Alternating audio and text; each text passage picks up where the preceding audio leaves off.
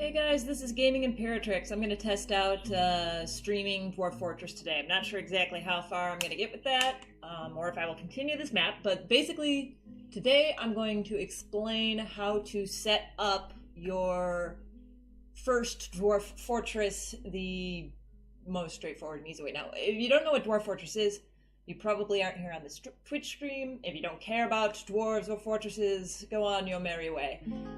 This is an ASCII game that is being developed now by a guy who probably has a high-functioning form of Asperger's and his brother, and this is just kind of his life. This is the thing that he wants to bring into the world. And as far as video games go, this is actually the inspiration for, I want to say, Minecraft and pretty much the entire survival and building, voxel building type genre. This is the root. So if you're into game design and you want to explore the roots of where this entire survival trend came from, you don't just want to like create clones and you actually want to know where the trend came from, the answer is Dwarf Fortress and then Minecraft kind of together were the start. The only thing is you won't know about Dwarf Fortress because only a certain type of person can really play Dwarf Fortress. We're going to make it easier. We're going to use a graphics pack. This is the Lazy Newb Pack. It basically takes a whole bunch of stuff that has been created for Dwarf Fortress by the fan community. Dwarf Fortress exists entirely based, the programmers live off donations. It's free. Dwarf Fortress is free. There are 3 modes. The most common modes are I'm going to build and take care of a new group of dwarven explorers who are creating a fortress, and horrible things are going to happen to them. They will all die. Or I'm going to play a roguelike with my dwarf and potentially a party of other individuals, and we're going to go on extremely randomly generated, awesome, nuanced, highly detailed adventures, blah. Because this game kind of with its algorithm simulates everything. You see like 2 dwarves move on to the same tile as one another to fight, and then but an actual simulation is going on where like someone may hit someone with a mace, and their body parts of whatever that mace struck kind of splattered, and like a toe and flying across the screen, and all of these tiny little elements are preserved in the game and can be tracked down and observed either top down, or if you're in roguelike mode, they could be observed in great detail. So the amount of simulation and detail that goes into this deceptively primitive looking ASCII game is tremendous. One of the reasons that I'm doing Dwarf Fortress streaming is for one of my patrons, CMY, who is a huge fan of dwarves. I don't know if this is going to be extremely dwarfy for him, but Dwarf Fortress dwarves are definitely a genre of dwarves. As usual, Dwarf Fortress has tons of bugs. I mean, it used to be that the carp would kill you. They were murderous carp. Dwarves would like fish without a fishing rod. I guess they use their beards or something as lures, and like carps hit a lot, and so the carps would murder the dwarves. That was an old-fashioned meme-tastic one when I first started playing Dwarf Fortress. Now it's whatever. I believe the last time I played, I slaughtered a mule while we were living in chaotic evil type lands where like the plants were like eyeball plants and stuff like that, and it rained blood. And I slaughtered a mule, and a bit of the mule's neck hair reanimated, and it was basically indestructible, as hair tends to be. And it couldn't actually hurt any of my dwarves, but it could move. And so it cornered the entire fortress worth of dwarves down at the bottom of the staircase, and because dwarves are terrified of undead creatures, they could not manage to get past it in order to drink or eat, and so they starved and dehydrated them to death at the bottom of the fortress because of this zombie neck hair. Now I could make them fight it, but as soon as I turned them from fighting into, okay, you're civilians again because you need to go get a drink of water, or as soon as they made that decision on their own, they could no longer come within contact. They ran away. They ran away, and they could no longer come within a certain range of the neck hair without freaking out and running away, so they couldn't get up the staircase. So, let's just say that the bugs in this game are highly emergent bugs. They're a result of a ton of extremely advanced concepts that all mix together and create like something that's impossible, but that kind of theoretically makes sense. What if, they just kind of makes sense. They're scared of the undead. A piece of neck hair can be animated because it's an organic thing. And it also can't be destroyed by a bunch of wrestling dwarves. So, and the worst part is that originally it was a piece of the neck, and they attacked it, and they managed to pulverize the meat, but they could never destroy the hair. So there you go. That's the game we're about to set up. Now, I should also say, as a precursor to us actually doing anything, that it takes a long time for a person to decide where they want to settle, because you essentially are given an entire world that generates. And I will skip over this part when I re-upload this video, but that you spend a considerable amount of time generating a world, and then you start looking at the world, and there are just fascinating places for you to embark on. There's evil biomes, there's glaciers, there's mountains, there's forested areas, there's swampland, there's places with aquifers and places without aquifers. It's really hard to survive in a place with an aquifer. An aquifer is a layer of groundwater so if you dig a hole in it, it's just going to fill up with water, so you can't mine very deep without setting up an elaborate pump system. And let's just say that if you're not that great at this game, it can take a while to get your dwarves to properly assemble and operate all of the pumps to get the water out. It just kind of turns into a mess, and eventually the goblins invade and kill you while you're trying to do this. I one time embarked like 8 or 10 generations of dwarves on the same spot. They died one after the other, and like the last one would always like put up monuments for the previous generation because it was a glacier and everybody was just frozen in ice, like accidentally exposing themselves to water and just instantly frozen, and or killed by like a zombie eagle or something like that. And each generation would arrive and have to put monuments, otherwise they get haunted by the previous generation, and slowly they'd work their way down into the glacier. This game is exhausting. It takes a long time to actually accomplish anything. I feel like there's a very, very, very niche player base, but for that niche player base, this is the game. There is no game that goes to the level of detail as this game does. Most people can't play this game. That's why, or even I can't play it very long. That's why creating games that are not as deep as this game, but are sufficiently deep enough to entertain on almost anybody, are so successful, and why you can work from the premises that this game sets down to create other games that attack a larger audience, not the same niche audience, but maybe a different niche audience, or maybe a more mainstream audience, or maybe just gamers, some quadrant of the gamer sphere, that audience, and be widely successful as well. But this is the root, the core. It's getting developed today. It's been getting developed for the past however many years, and it will continue to be developed for the future however many years. The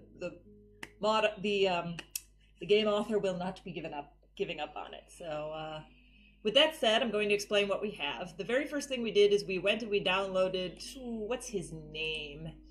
His name is Peridexis Errant, and he created a starter pack. The history of starter packs in Dwarf Fortress is long. It's because it's kind of difficult to look at. It's hard to visualize information, and once you have like 50 dwarves, it becomes difficult to find where the hell did my miner go, because they're all named in Dwarvish. And unless you have a keen eye for Dwarvish and can immediately hear or see the differences between each character and remember 50 people and what all their different talents are, it can be really difficult to juggle that much information, especially when you're moving around with, WASD to highlight all of your different characters. This is really a game that, it really craves some interaction with, an actual interface and an actual mouse, but it doesn't have it. It's all hotkeys. It's all controlled like we're back in the era of the terminal and the DOS prompt. Before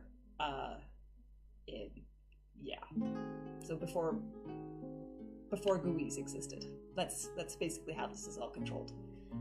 It really craves interaction with, you know, like the ability to draw a box on the screen and to select units and to see different overlays and pop-ups and information. It really craves that, but that's going to come last. I mean, that's not what the programmer is interested in displaying right now. It's not what he's interested in working on. He's much more interested in simulating guilds right now. He has his priorities and we have ours. So the Lazy Newb Pack was created with things like it makes it very easy to install graphics packs. It comes packaged with graphics packs. It also comes with a bunch of utilities. It comes with some of the important ones are, well, this one will just randomly sketch characters that are found in the game based on their features. This one will produce a version of the log, of the game log, that doesn't include like all of the saving and stuff like that in order to create stories. This one will create an isometric map from exported maps. I'm not sure if any of these update in real time. These isometric viewers. An isometric view of your fortress can be very, very, very beneficial because it's kind of hard to see what's going on with ASCII. Of course, we have a graphics pack installed, but this is, I mean, usually you're watching like a large green lowercase j moving across a field of periods and commas and attempting to discern what that means and whether or not he's about to encounter a zombie or a xylophone. Oh wait, those are different letters. I'm sorry, but you get the idea. The graphics pack is going to make it easier for us to see what's going on. But in addition to graphics packs, there are utilities that will show everything in an isometric view, which is kind of what this game sort of craves to be in one day, maybe. Let's see what else. There's a lot of things that will, like, for example, create a Minecraft or a exportable blueprint or map or something from your dwarf's map, or it will help you, for example, plan out your fortress a certain way by importing ideas from someplace else, and then it just sort of follows them. This one helps with world generation. Let's see. This right here is interesting. It scans the game log. I'm updating it as we speak. Ooh, done. Restart sound sense. Okay. I'll do it. So this one should play sounds based on what it scans in the game log, but we can't exactly be sure. We don't know how it works yet. We haven't seen it. World viewer. Another third-party Legends viewer, which takes advantage of extras. Let's see, blah, blah, blah. The one that I'm going to be using is Dwarf Therapist. This one keeps a list of your dwarves, which just helps you figure out who's good at what. And it helps you make decisions about who should be working on what. It tracks their skills. I think it tracks their feelings and personalities, and in general, it's just a very useful utility. It's called Dwarf Therapist, but I think it's called Dwarf Therapist because it's very common for a fortress to end with a bunch of with a single dwarf going crazy and then producing a bunch of negative thoughts in other dwarves who then also go crazy or start fights or randomly decide to kill themselves by jumping into the lava. And as everyone, it's called a tantrum spiral. And essentially the entire fortress reduces itself to 1 or 2 or 3 people. And then usually because you're pretty far in the game and the game considers you pretty far along, something sieges you and everyone else dies. So let's see, what else is there? I have autosaves on. Dwarf Fortress is supposed to be played such that everything is like permanent. There are no saves. But I've had corrupted things before. I've had corrupted saves before. Like for example, if something kills the process or it hangs for some reason, there's some sort of error or bug, or for example, if something falls on the computer, which isn't going to happen where the computer is right now, but like something crashed into the computer and like the hard drive went, and then well, of course you've got your entire Windows system to recover, but then I would lose my save file, and that's never fun. But you can also autosave seasonally because it punishes you. You have to go back an entire season if you do something stupid, but you won't lose your legendary miner who you need in order to continue to carve out the mountain to your desires. So the game was designed pretty hardcore. You're not allowed to quit without saving. If you try to kill the process with a task manager, a lot of times you corrupt your save, and that's intentional. because it's supposed to be a little hardcore. You know, you're supposed to play, the motto of Dwarf Fortress is losing is fun, because you're always going to lose, or just stop playing after a while, but mostly you're going to lose. So it is supposed to be hardcore. We're going to play it today like it is hardcore. We will have the autosave feature on there so that, you know, if something happens to the save, we have backups. Available hacks. I don't want any hacks. I need no hacks. Stone Sense isometric view is on. Is that a hack? Oh, okay. Click on a tag. Hack to toggle it. Opens an isometric visualizer in a separate window. Run it in the game window with Essence Overlay. I see. Shouldn't that be here? Stone Sense? No? You're not going to? I thought Stone Sense would be in this view, but apparently not. But we're not going to worry about it today. We're going to play as much as we can in the actual game viewer. So now that I've talked about it at length, yeah, we've launched Dwarf Fortress. We have the sound sense running. We have Dwarf Therapist up. So now that I have gone through explaining the Lazy Newb Packs and that they exist essentially by combining a bunch of community utilities into one easy-to-play thing, you can download them all together online, Lazy Newb Pack. You can also download the game without any of these things. Of course, it's free. I think we're going to get on to playing the game, so I'm going to, I'm actually just going to go into Dwarf Fortress mode right now. I'm not going to show you the Therapist yet, because we have no dwarves yet. And I'll show you how to create a new world.